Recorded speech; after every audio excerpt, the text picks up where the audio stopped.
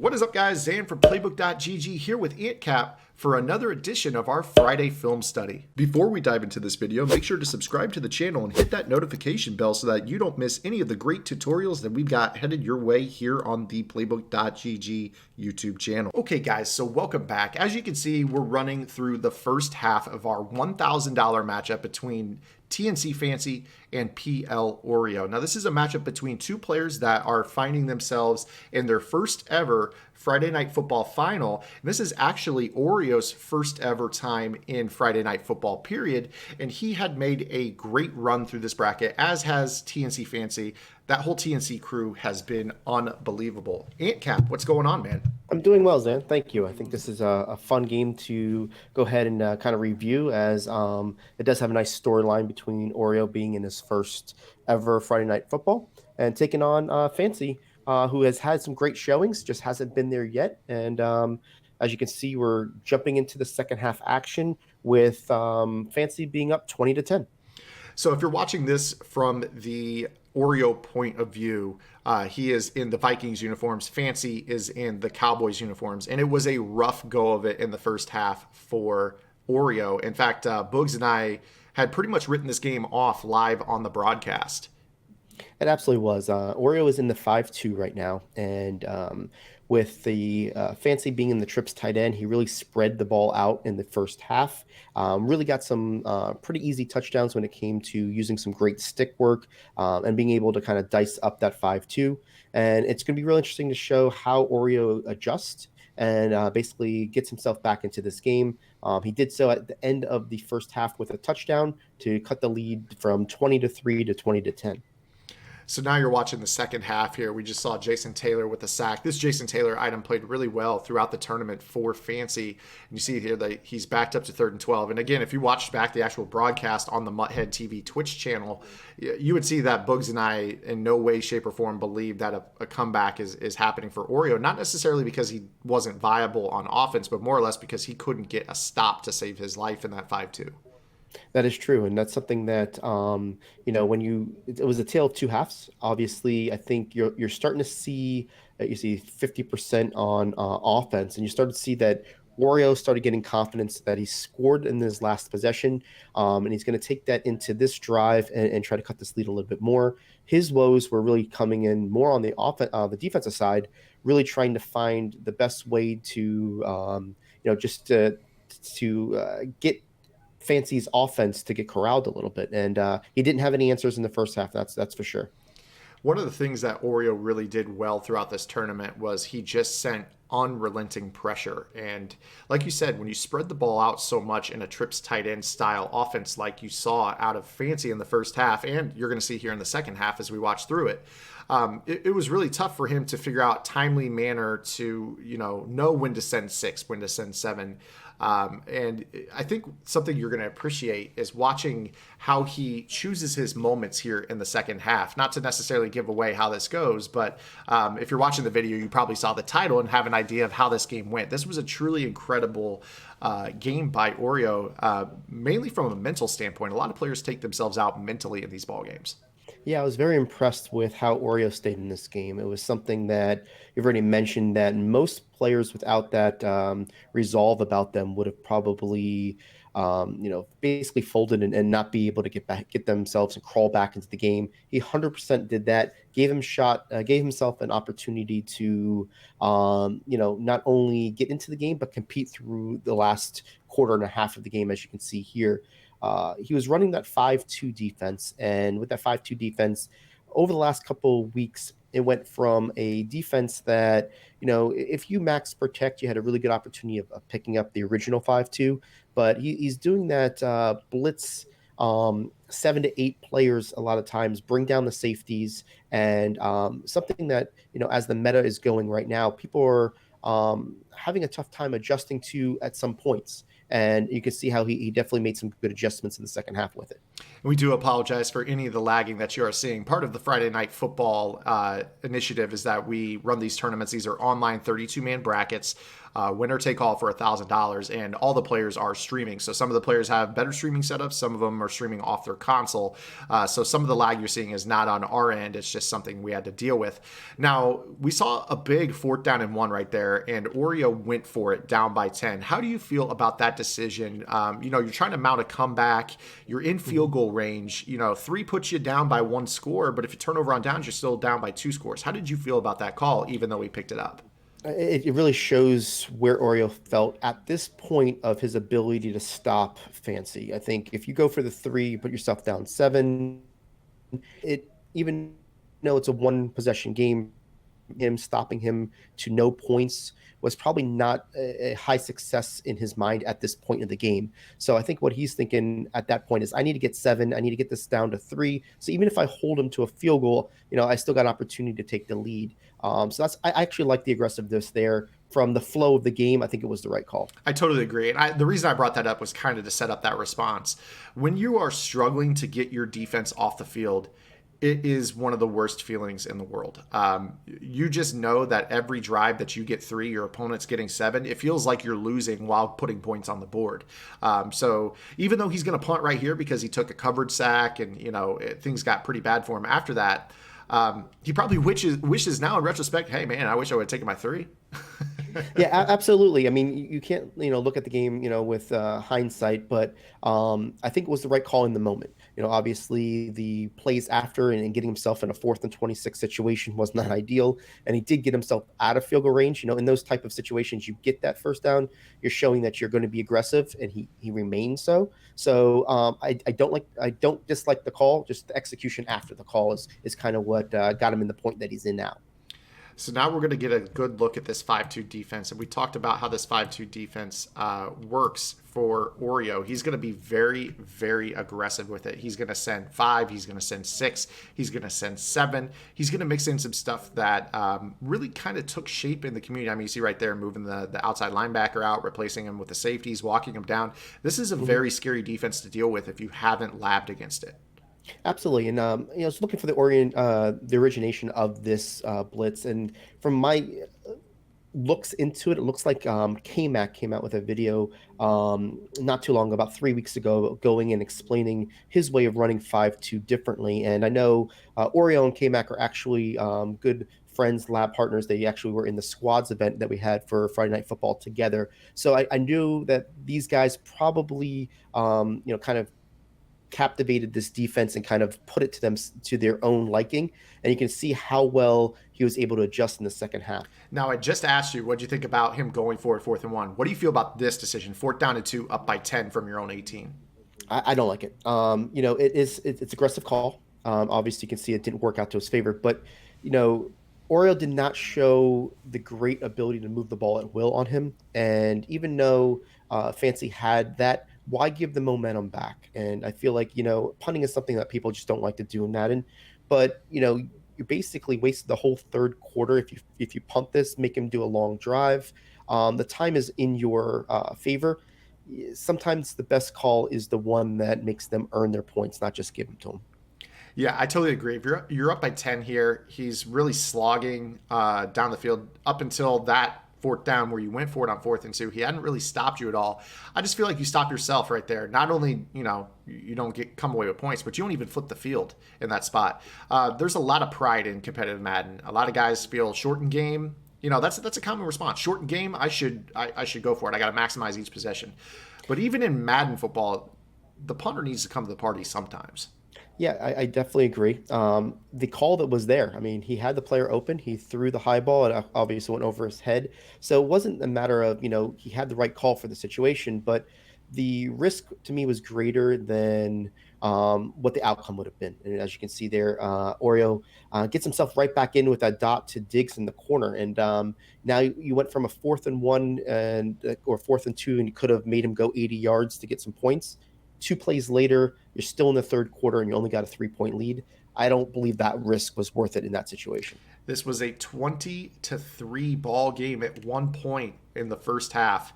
You guys saw the montage of plays, just Fancy. I mean, that exactly that stick work that you're seeing right there. That TNC crew has become synonymous with that open field stick work. We give a lot of homage to True Boy with that stop and go game. These guys have kind of carried on that legacy, and it might sound blasphemous, but the more I watch them do it, the more I'm inclined to say that I do believe that True Boy would have stick work on this level, but this is, in my opinion, more sticky than what we saw in Madden, like Madden 17, Madden 18, just with this new RPM. I definitely agree. I think it's a different game. So, True Boy was doing it in a game that was a little bit more difficult to kind of do the stickiness. They found and redeveloped themselves with this RPM and the slowdown process, and really they made a study out of it. And basically, all of them have it. They all have it in their repertoire. It's just a matter of when they bring it out, when it does. And you can see, I mean, he's definitely running with some style. And I would like to believe that True Boy would have definitely adopted this and maybe even been a pioneer with it with this new RPM. But I like seeing the legacy live on with this type of style, and TNC has absolutely done their best to do so. Yeah, absolutely. I don't want anybody out there to feel like that is me short selling True Boy's open field stick work, because I mean it's going to live on forever. The type of moves that he pulled in the open field, the things that he did on the live stage to some of these guys, and I don't think that the TNC guys are out there saying that they do it better at all. Just props to them carrying on. Like, it's really awesome to see people with stick work that doesn't rely on the ball carrier dice rolls. Yeah, absolutely. And I think that's that is a signature part of their game, and that's something that they took into you know uh, they put the effort not only learn how to do it but perfect it. And while other people are doing different things to help out their game, they took the time to how can I get more out of my run after catch, how can I maximize my ability to get some separation, and they found the winning formula. And not only are they great players, but they do it that way, and they've had some great success with it. He goes right back to that high ball that he didn't complete on the 4th and 2 right there. This time Vernon Davis comes down with it. And again, you're seeing with how aggressive the 5-2 is. Sometimes you're sending, all 7. He's got a lot of responsibility in the middle of the field. This 5-2 is not an easy defense to use if you're not really elite with your user skill. And Oreo is elite with that user skill. Absolutely. I think it's better suited for compressed sets. When he spreads them out with the trips tight end, he's definitely got a lot of field to cover. And I love the ability to get people. He's got 4 sacks with Griffin.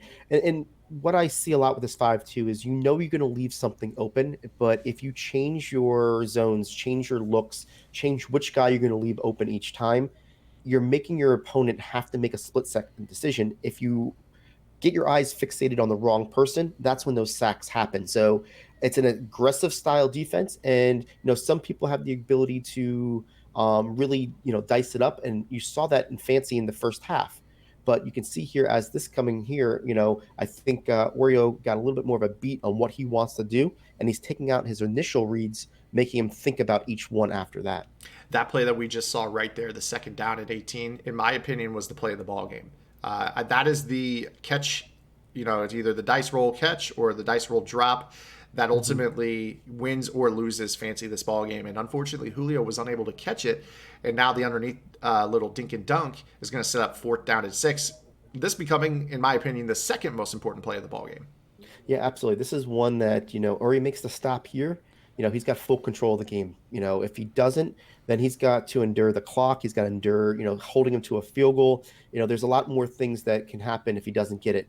And what I loved about this call is he comes from the left side. He knows Vic has a left hand. He's got to go ahead and turn his body to throw it to the right side. That's a longer motion. So doing that manual blitz from the left side, because even though he left the flat open, because of the fact that the quarterback could not animate in time, he was able to get that sack. It's good study by him to send it off the correct side in order to get that stop. So we talked about the things that different players in this community lab. Obviously, TNC puts a lot of emphasis on open field stick work.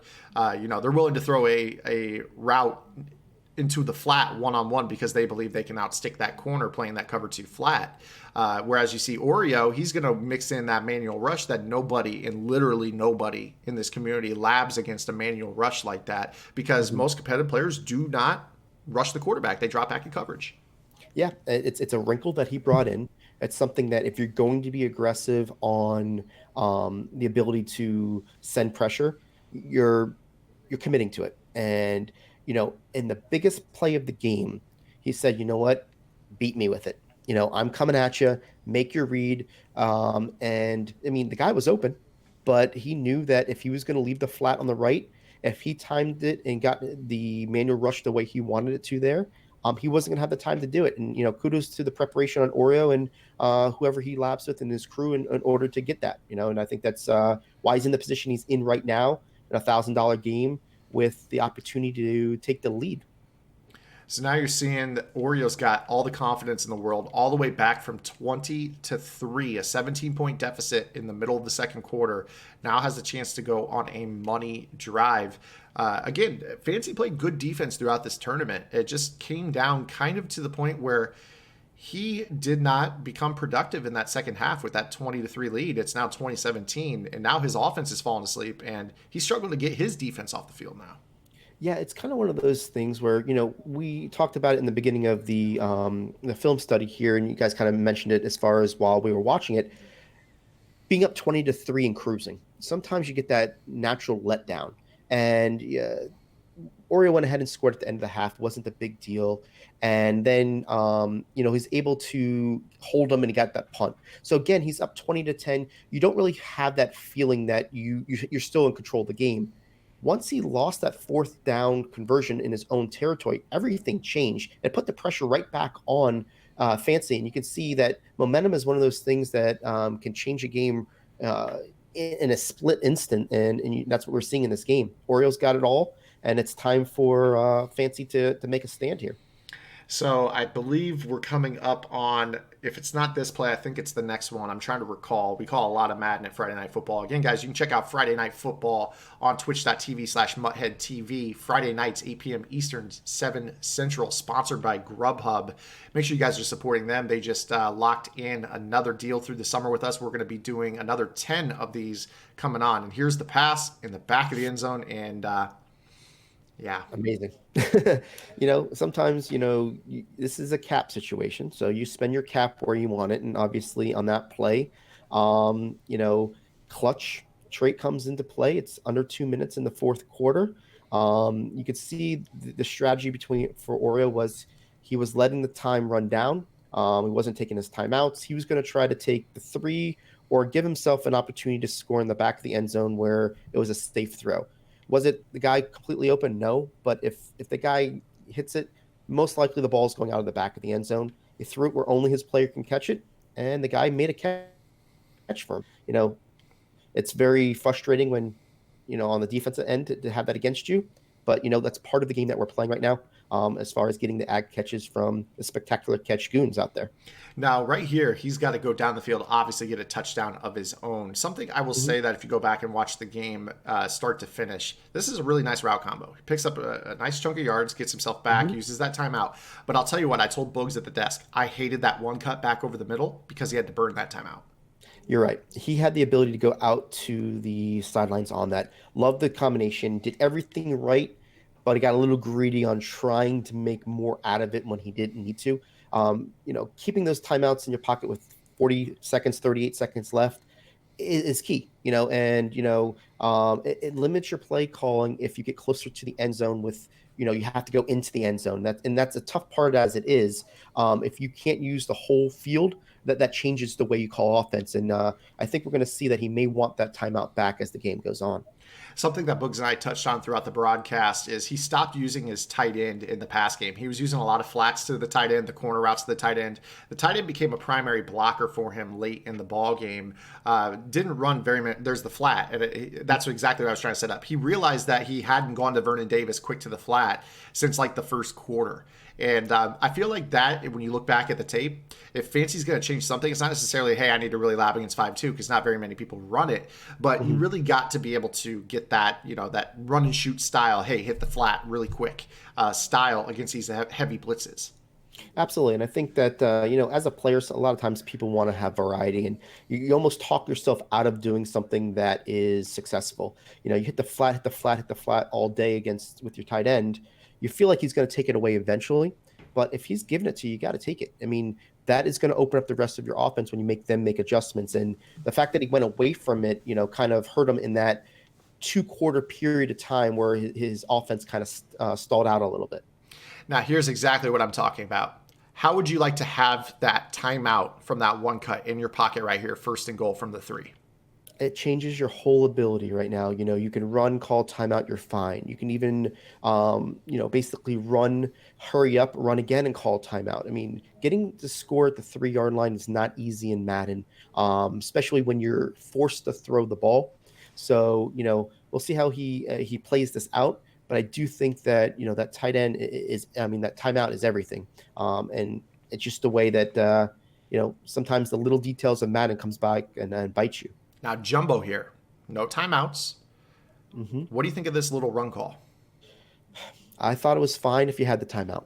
I think without the timeout, you're going to see that we are going to really limit yourself because you've got to go back to Jumbo and hurry up. And, even though he got pretty fortunate with the fact that he got a incomplete pass here and he moves on and has one more play, you essentially brought a 1st and goal situation down to one play because of the play calls, and he's putting all his eggs in this one play's basket. So Tripp's tight end, dancing with the one who brought him the 5-2, and he drops coverage. And it is Oreo with the coming from behind 20-3 in the first half, comes out and scores 21 unanswered to upset Fancy. And you can see my ugly mug sitting there with Bugs. And Oreo wins his first ever championship in his first ever Friday Night Football appearance. Yeah, got to tip the cap off to him. He went ahead and he beat some good players on the way, found himself behind, collected himself, and, found a way to come back, and there are some, usually when on a comeback, as a Falcons fan, I can definitely attest to this. You as the player that's winning will definitely aid in someone's comeback, right? So, but you got to give your kudos to the person who made the comeback because they did it through the odds. They were able to come back and do so. And, he got aggressive. He made some really great 5-2 calls to get Fancy off of his game. And he made the plays when he had to on offense. And, at the end of the day, he's a Friday Night Football champion, and not many people can say that. $1,000 goes into the pocket of Oreo, and Fancy will be back again this coming Friday. By the time this goes out, it will be tonight if you're watching it the day it's uploaded to YouTube. Guys, make sure you check it out, twitch.tv/MutheadTV. We will be broadcasting tonight, 8 p.m. Eastern Time, 7 Central, with Friday Night Football. Again, another $1,000. The final 8 from last week return this week tonight. And the final 8 this week will come back next week, or I believe Madden Bowl's happening the week after that for the next event. So this is something that's only growing. Like we said, Grubhub has been an amazing sponsor. They just locked in through May and June with us. It's going to be a lot of fun. And Ant Cap, you and I are going to link up and commentate the Friday Night Football on June the 28th. This is true. Definitely something that's a little out of my element. But I'm really excited to have that opportunity to do so with you. I think it would be a good thing for the community to have some fun. You guys get to see my ugly mug next to Zan over there and having some fun talking Madden football and looking forward to it. Absolutely. And you guys can follow Oreo right there on Twitter at PL_Oreo. Again, congratulations to Oreo. We'll see if you can make it back to our Friday Night Film Study next week. Good luck to you and the others competing in Friday Night Football here tonight. We'll see you guys next week with the next film study. Until then, for AntCap, this is Zan. Get in the lab and good luck. If you like this video, check out one of the videos on your screen right now. And for more in-depth analysis, visit www.playbook.gg for detailed game plans written by pro Madden players. Master the game with playbook.gg.